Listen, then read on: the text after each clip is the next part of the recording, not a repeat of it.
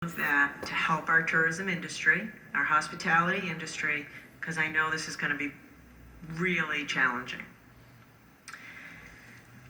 I'm also getting a lot of questions about weddings, and I know from personal experience, a wedding can be one of the best days of your life. It's for you and your family and your friends, beginning a life together.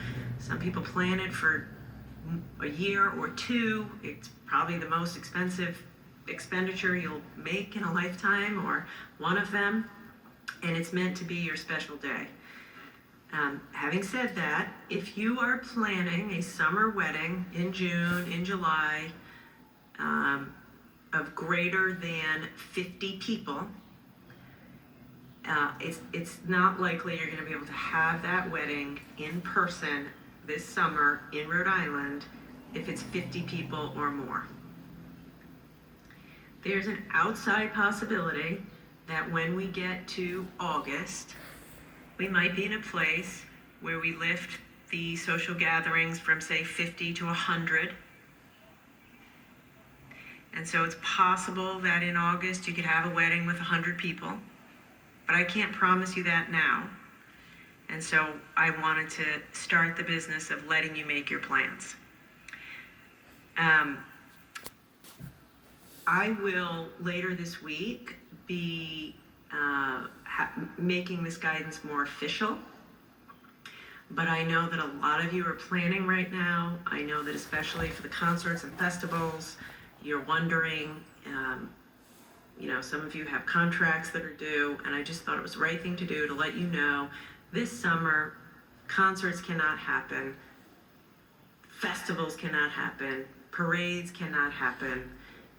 It's just not safe, especially if we want, as I do, to get our kids back to school in the fall.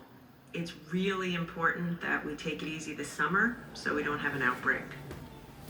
And for weddings, like I said, if it was a small wedding, you probably will be able to have it, 50 or fewer. But if you were planning a wedding with hundreds of people, you probably want to think about rescheduling.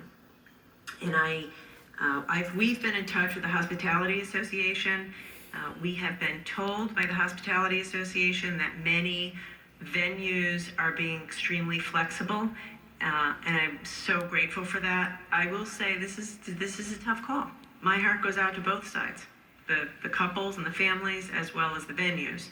So I will leave it to you to negotiate those private contracts.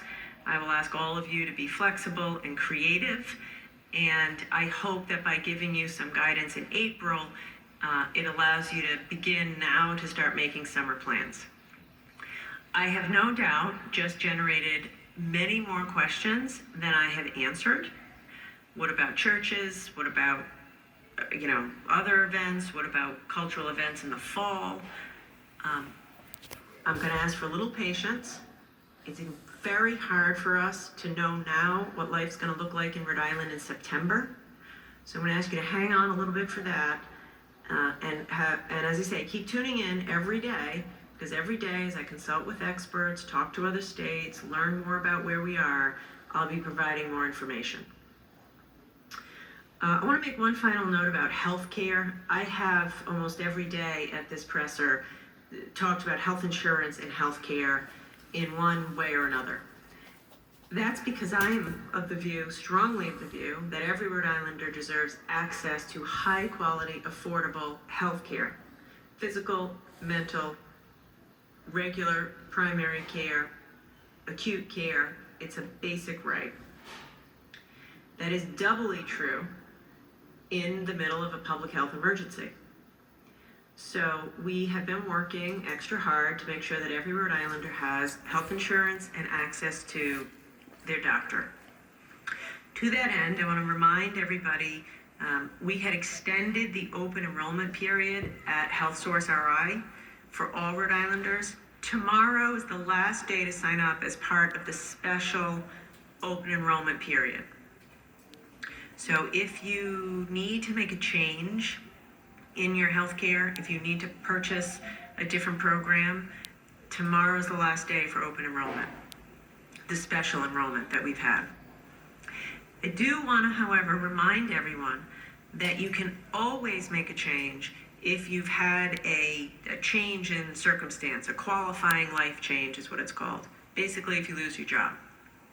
So at any time, if you lose your job or change jobs and you need new health insurance, you can always go to HealthSource and purchase something new. But for those of you who haven't had a change in circumstance and want to take advantage of the open enrollment, it ends tomorrow. Finally, because many people are losing their job, some of you are also losing your health insurance. I want to remind you that the state has a Medicaid option. We're seeing our Medicaid rolls increase, obviously. And so if you're losing your health insurance, I don't want you to go without health insurance. I want you to sign up for Medicaid, see if you're eligible. You probably are. And let us go ahead and get you signed up so you can go see a doctor, because that's more important than ever. So I'm going to turn it over to Dr. Nicole and then come back and answer questions.